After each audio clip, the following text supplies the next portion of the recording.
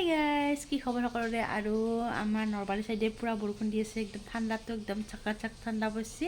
আৰু পূৰা একদম এয়া চাওকচোন আমাৰ গুণুমা, তাই মানে কি চুলিখিনি পালে আকৌ নালগে আৰু মোৰ চুলি ছিঙি মানে কি একদম কৰি পেলাক ৰ'ব, তাওলা হৈছে মানে বাকী নাই আৰু হ'বাক লাগি নাই আৰু এনেকৈ চুলি গেছিয়ে।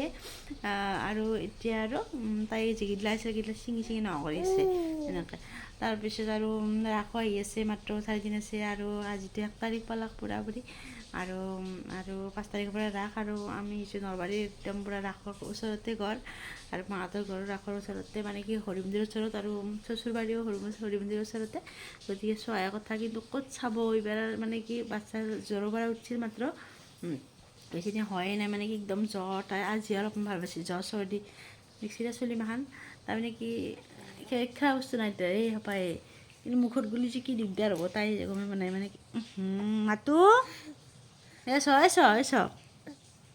তাৰপিছত আৰু গতিকে ৰাস এইবাৰ কেঞ্চেল। আৰু গতিকে 1 দিন বা 2 দিন যাম হাজবেণ্ডৰ লগত, মাহঁতৰ লগত 1 দিন, হাজবেণ্ডৰ লগত মাত্ৰ 2 দিন। তাইক নিনো।